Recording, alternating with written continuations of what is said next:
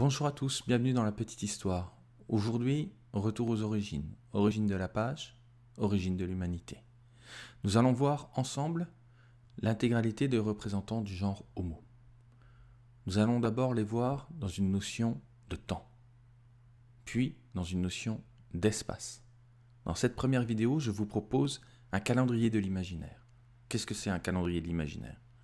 Eh bien, nous allons prendre les 7 millions d'années qui nous éloignent de Toumaï, et nous allons les contracter en une année calendaire.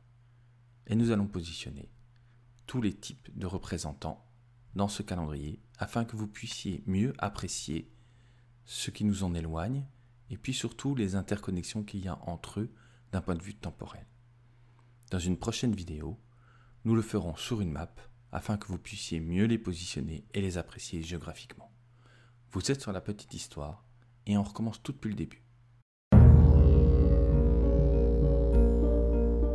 Très bien. Voici donc notre calendrier. 12 mois, de janvier à décembre. Au moment de cette vidéo, nous sommes donc le dernier jour de ce calendrier. Le moment actuel, le 31 décembre, à 23h59. Notre plus ancien ancêtre, Sahelanthropus tchadensis, apparaît il y a 7 millions d'années. Nous allons donc le positionner au 1er janvier de ce calendrier de l'imaginaire. À présent, il ne reste plus qu'à faire coïncider chacun des représentants de l'humanité qui nous éloignent de Toumaï dans ce calendrier. Et le premier à apparaître, à suivre Toumaï, c'est Ororine. Ororine tungensis. Il va apparaître il y a 6 millions d'années. Pour notre calendrier de l'imaginaire, cela correspond au 23 février.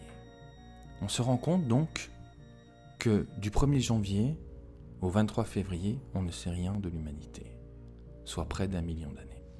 Ensuite, vont apparaître les ardipithèques.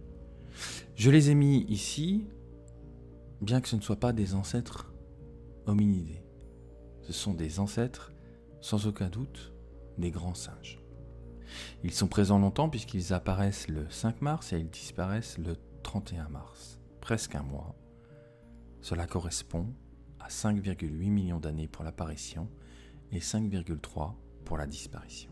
Ils sont suivis d'Ardipithecus ramidus. Alors Ardipithecus ramidus, on sait quand il apparaît, il y a 4,4 millions d'années, soit le 17 mai de notre calendrier. Mais on ne sait pas quand est-ce qu'il disparaît. On se rend compte que pour l'instant, nous sommes à la mi-mai et que non seulement il n'y a pas de représentant du genre Homo, mais il n'y a même pas de représentant du genre Australopithèque. Le premier Australopithèque, le voici. Australopithecus anamensis. Alors lui, il va apparaître le 27 mai et il va disparaître le 12 juin de notre calendrier. Cela correspond à 4,2 millions d'années pour son apparition et 3,9 millions d'années pour sa disparition. Le deuxième représentant du genre Australopithecus, c'est Afarensis. Il est bien connu, son holotype, c'est-à-dire son premier représentant, c'est Lucie. Lucie qui, pendant longtemps, a tenu le trône de la grand-mère de l'humanité. Eh bien, cette grand-mère, dans notre calendrier de l'imaginaire, elle apparaît le 2 juin et Australopithecus afarensis s'éteindra aux alentours du 30 juillet, c'est-à-dire de 4,1 millions d'années à 2,8 millions d'années. Ce qui est intéressant et notable, c'est de se rendre compte que Anamensis ne devient pas Afarensis. Les choses ne sont pas aussi simples. L'un ne pousse pas l'autre. On se rend compte que sur toute la première partie du mois de juin, ces deux types d'Australopithèques vont cohabiter, tant d'un point de vue temporel que d'un point de vue géographique. Kenyanthrope platyope fait également son apparition au Kenya. C'est le dernier représentant des Ardipithecus. Il apparaît il y a 3,5 millions d'années et il disparaît il y a 3,2 millions d'années. C'est-à-dire le 3 juillet jusqu'au 19 juillet. Australopithecus barrel-ghazal apparaît il y a 3,5 millions d'années. Cet Australopithèque va faire l'effet d'une bombe dans la paléoanthropologie. En effet, Lucie et Australopithecus afarensis seront la source d'une théorie, celle d'Yves Coppens, qui déterminera que la majeure partie des australopithèques découverts, en l'occurrence à l'époque tous, ont été découverts à l'est de l'Afrique. Il va forcément en déduire que ce rift africain, ces grandes montagnes, ont séparé les singes des australopithèques. Nous y reviendrons plus en détail dans une vidéo à suivre. Ce qui est à noter, c'est que cet Australopithecus Barrel-Ghazali, lui, est découvert à l'ouest de l'Afrique, au Tchad précisément. Et donc, par son apparition, il invalide la théorie de l'East Side. Australopithecus africanus. Australopithecus africanus est l'un des premiers australopithèques que l'on ait découvert dans les années 20. C'est l'enfant de Tang. Il apparaît le 3 juillet et il disparaît le 25 août, soit il y a 3,5 millions d'années pour son apparition et 2,5 millions d'années pour sa disparition. Nous sommes maintenant le 25 août et il n'y a toujours pas de représentants du genre Homo. Les premiers Homo seront les représentants Homo habilis et Homo rudolfensis. Homo habilis est très important parce qu'il est, en théorie, le premier créateur de l'outil. En effet, c'est lui qui va créer les shopping tools. Il apparaît le 29 août et il disparaît le 10 octobre, ce qui correspond à 2,4 millions d'années pour son apparition et à 1,6 million d'années pour sa disparition. Homo ergaster. Homo ergaster va beaucoup cohabiter avec Homo habilis. C'est sans aucun doute l'ancêtre de l'Homo erectus. Il apparaît le 19 septembre et il disparaît le 10 novembre. Homo erectus, qui est sans aucun doute le plus grand représentant par son importance de l'humanité. En effet, il apparaît le 24 septembre et il disparaît seulement le 6 décembre. Cela correspond à 1,9 million d'années, date d'apparition, et à 500 000 ans, la date de sa disparition. C'est très notable, car Homo erectus aura inventé le feu. C'est lui qui va quitter le continent africain. Il va s'installer en Europe, il va s'installer en Inde, en Asie, et commencera à peupler l'Océanie.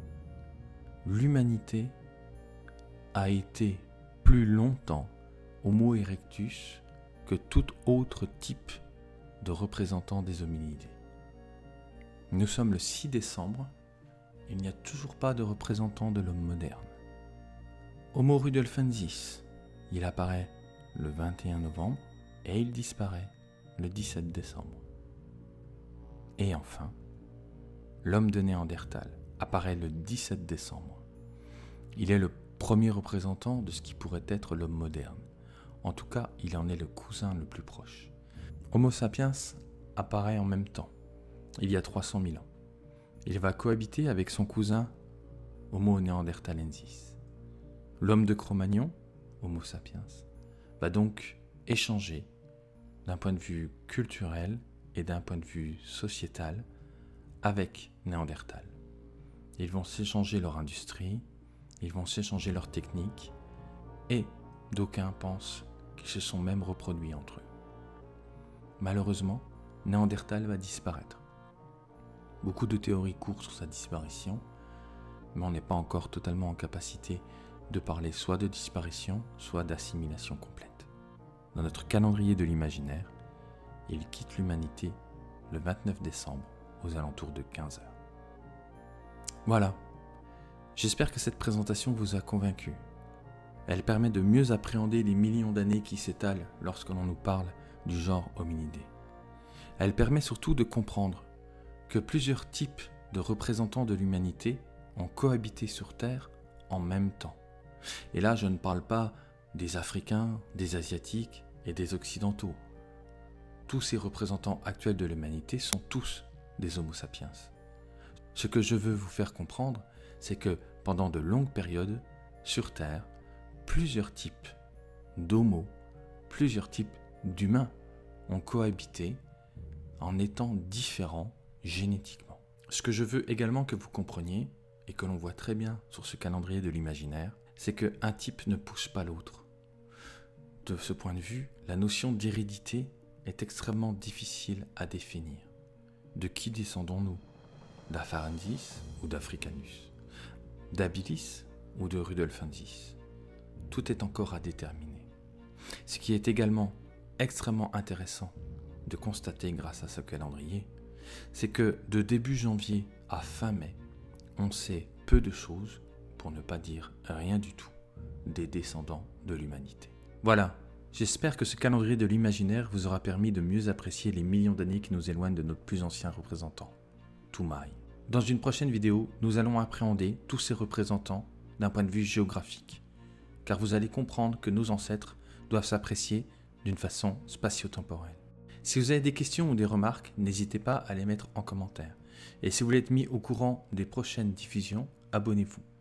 Je vous remercie et je vous dis à très vite sur La Petite Histoire. Ciao!